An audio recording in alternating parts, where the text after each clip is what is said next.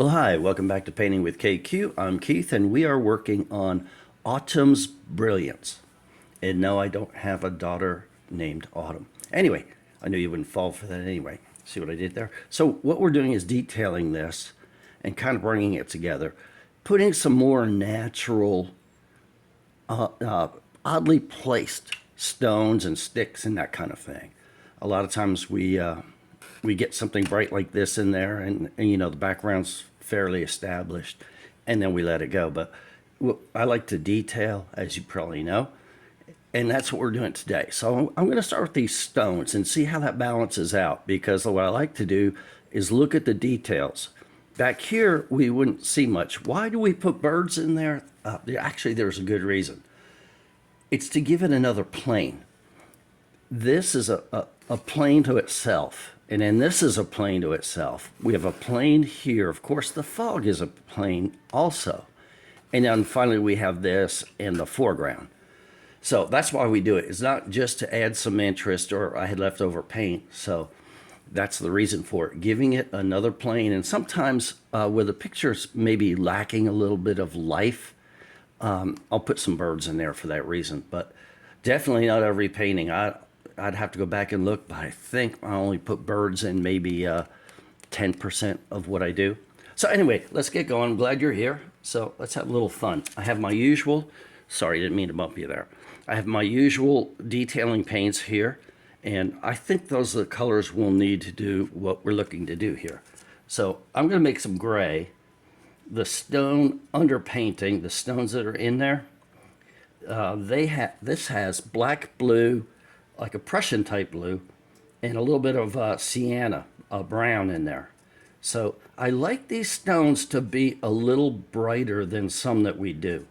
So I'm putting quite a bit of titanium white heavy body in with a little bit of black, a touch of brown, a little sienna there, and a little touch of blue.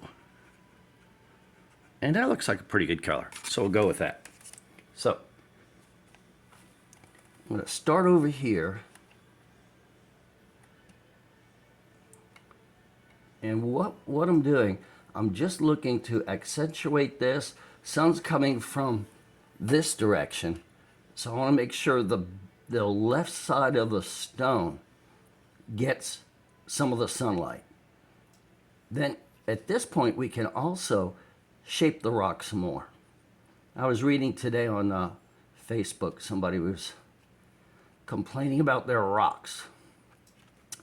They just didn't seem right. I generally, because of time factors, I generally stay out of those conversations unless I know it can really help somebody, then I'll jump in there.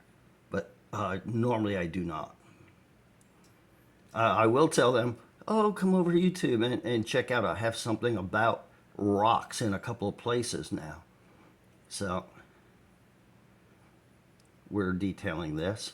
Now, one thing we don't want to forget to do, if you're a beginner especially, the way you sink this back into the painting more is to cover it with some similar color to this grass.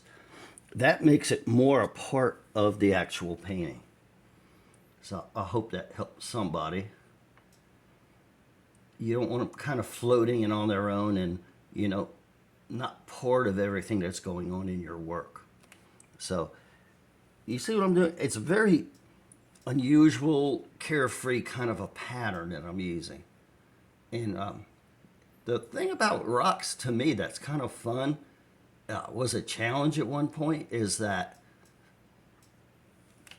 you don't want to overthink it. Go in there, let the brush do what it does. There's one artist I really appreciate.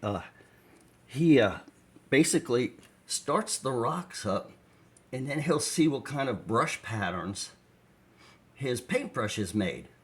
And that he's actually very proficient at what he does. And that works for him because it gives him a very random kind of a pattern. And that's what basically we look for in things like rocks.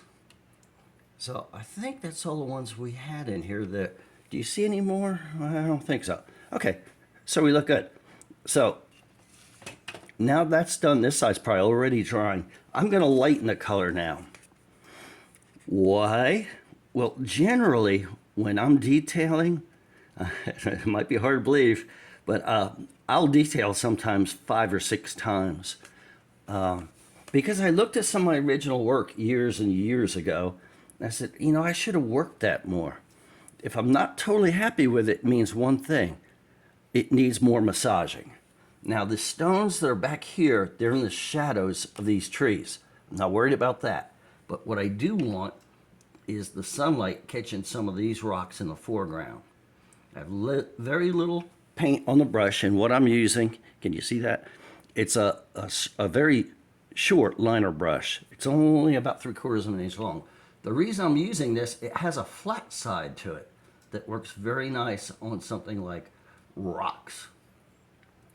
Very little paint on the brush. I'm kind of letting the rocks pull off what they think they need. And see, very little paint. Sorry, I didn't mean to mop you again. All right, let's go over here. Put some highlight on that left side where the sun is, over here. We'll leave some black in there. I do not want to lose the darks. That's what gives your rocks their depth. Okay, you see how that's made a change already? Loving it. All right, let's see what we got here. So we have actually a show this weekend. It was interesting because on social media I've posted quite a bit in the last 2 weeks. People are asking about pieces for sale, and I'm not usually at a loss for words, but I was saying, love to help you. We love selling, but everything's packed for actually tomorrow. Today's Friday. Our show is on Saturday. Now you'll notice I leave some cracks and texture in the rocks, and they're all pretty much different. That's done purposely. And with a little practice, it's really not that hard to do. I liked what this person I was telling you about on Facebook said, that they're getting better, and it takes practice. You just keep working things until you get where you want to be with it. The more you practice, the quicker you improve, and you get to a place where you're very comfortable taking on almost anything except maybe portraits and close-ups of animals. How are you liking that color? I think it works, but now these are acrylics. This is going to dry about a shade and a half darker. So what I'm going to do is I'm putting more white into my little bit of mix there. Oh, sorry, can you see that? This is a heavy body white that I'm putting in here. And I'm lightening it up even more. Why? Because I know the acrylic's going to dry so much darker. So I'm just going across again. I think I'll give you a commercial break here for a minute. No charge for this. No charge. This is something I was working on, and I think I've got it about where I want to go, and take it to the show tomorrow. So I had a really fun time with the clouds and everything on this. So I try to do a variety of looks, backgrounds, time of day, stormy, clear, all that. And for me, what I do, and I encourage you to do this, look at what you're working on. And if you're selling like we do, look at how many blue skies you have, how many night scenes you have or don't have, and look at the different seasons. Are we representing all of them? So that's the reason I did that stormy thing. I said, I have too many bright blue sunny days. That's just not realistic, as we know. All right, so we're continuing on with these rocks to keep our autumn looking brilliant.